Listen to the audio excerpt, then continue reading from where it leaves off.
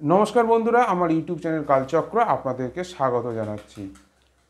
বন্ধুরা, আজকে একটু অন্য জিনিস আপনাদেরকে বলবো, অন্য কিছু বিদ্যা নিয়ে আলোচনা করব। আমি বলেছিলাম আগের ভিডিওতে যে এখন পরপর আমার গুরুর দেওয়া যে শাবর বিদ্যা, কামাখ্যার দেওয়া যে শাবর বিদ্যা আলোচনা করব।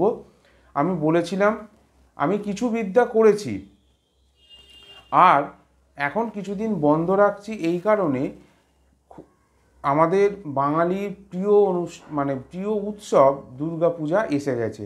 আর খুব বেশি দিন দেরি নেই। 2রা অক্টোবর হচ্ছে মহালয়া। এই মহালয়া পিতৃপক্ষের অবসানে মাতৃপক্ষে শুরু হয়। এর থেকেই জানান দেয় আমাদের ঘরের মেয়ে উমা আমাদের ঘরে চলে এসেছে।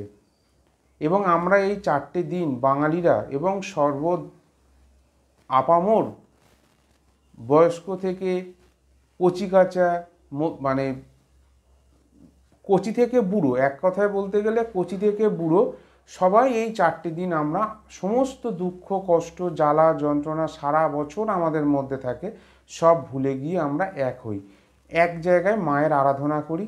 4টে দিন পর মা আমাদের ছেড়ে আবার কৈলাসে ফেরত যান। আবার একটা বছরের অপেক্ষা, মা কবে আসবে। তো বন্ধুরা, এই কয়েকদিন আমি দুর্গা সপ্তশতীর কিছু অতি প্রসিদ্ধ মন্ত্র নিয়ে আপনাদেরকে জানাবো।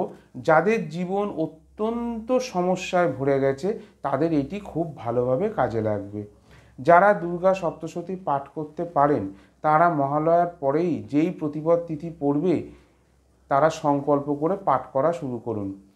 সমস্ত সমস্যা আপনাদের জীবনে যা আছে তা থেকে আপনারা মুক্তি পেয়ে যাবেন। আর যারা পুরোটা করতে পারবেন না তারা আমি যেটুকু বলে দিচ্ছি সেটুকু করলেও আপনারা ফল পাবেন। এটুকু হচ্ছে কি, আপনার যদি কোনো সমস্যা থাকে, জীবনে শত্রু বাধা আছে, তাহলে শুধুমাত্র শত্রু বাধার জন্যই ওই মন্ত্রটুকু খুব কম সংখ্যক জপ, এমন কোনো ব্যাপার নয় যে লক্ষ লক্ষ জপ করতে হবে, অল্প কিছু সংখ্যক জপ করলেই আপনারা ফল পেয়ে যাবেন।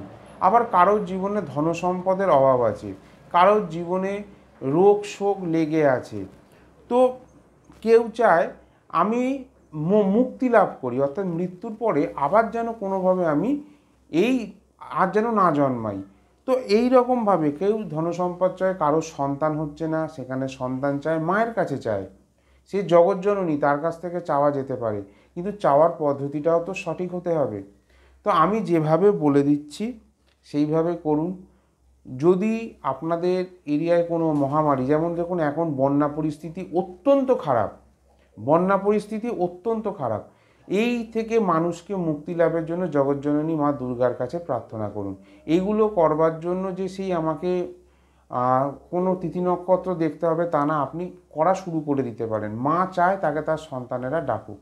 তো আজকে আমি শত্রু নাশের জন্য একটি খুব ছোট মন্ত্র বলে দিচ্ছি, সেটা আপনারা জপ করুন, দেখবেন আপনারা শত্রুনাশ থেকে মুক্তি পাবেন।